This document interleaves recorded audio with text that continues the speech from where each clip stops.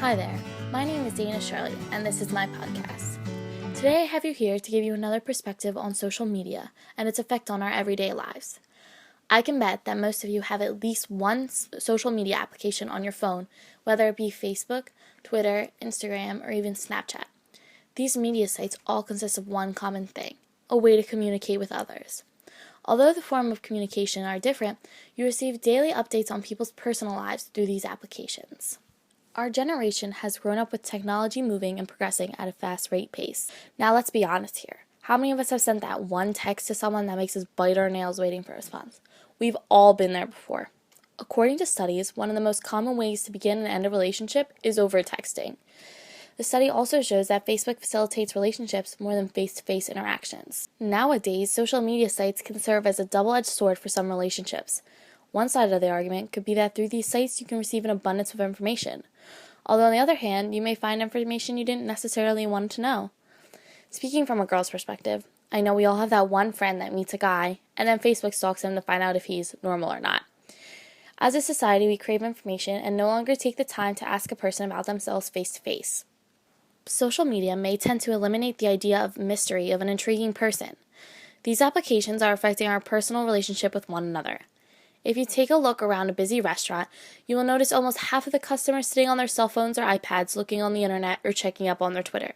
These people are out to have face-to-face interaction with one another, but their electronics seem to be in the way.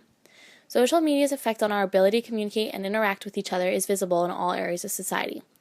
According to studies, it has been shown that people are being more social and interactive with others, but the style of communication has changed. I can't tell where the journey will end, but I know where to start. What do you think the effect of social media are on relationships with others, whether it be a friendship, employer, or a significant other? Gina Girio, sophomore.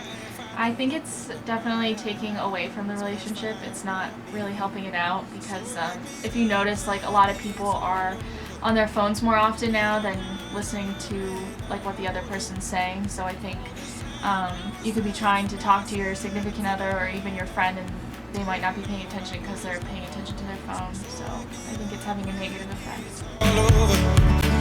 When I'm wiser and I'm older, all this time I was finding myself and I. Do you feel that social media can affect relationships positively or negatively? I'm Keely and I'm a freshman, and I think that social media has a positive and negative effect, but I think more negative because we don't really have full-on face-to-face communication anymore, and it's more detrimental to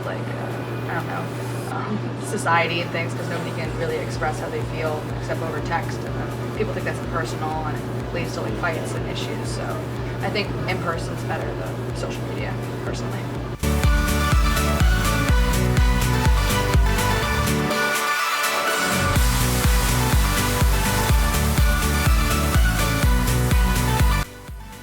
Now switching gears a little bit to a different type of relationship, one with your employer.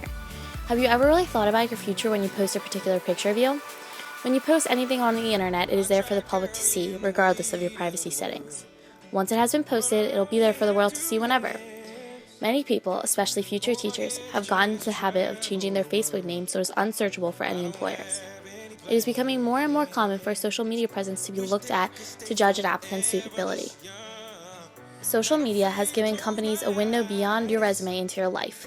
Employers use it to see if you would be a good image for their company. Part of what companies do when they look for you on social media is to see how you conduct yourself. They want to know how you'll interact with their coworkers and, more importantly, their customers or potential customers. Putting forward the polished and honest side online can help snag that job. However, pictures of underage drinking, complaints about past jobs, or anything of that sort can be enough to cause even a perfect resume to be tossed aside. If you're going to share your life with the internet, you have to manage it. You can do this by posting with a purpose. Social media has reshaped every aspect of our lives, including our professional identities and job searches. How you interact online today could strongly influence your career tomorrow. Whether our relationships with our employers or significant others, social media has a huge impact on our communication skills, both positively and negatively. There's no denying it, the rise of social media has left a significant fingerprint on our society at large, from starting revolutions to triggering riots to pushing for reform. But more than anything else, it's left a mark on our relationships. Being online is a personal choice, but remember, it's there for the world to see. I hope this podcast made you rethink some of the things you post to help protect your future, and remember that face-to-face communication is important. Thanks for listening. Have a great day.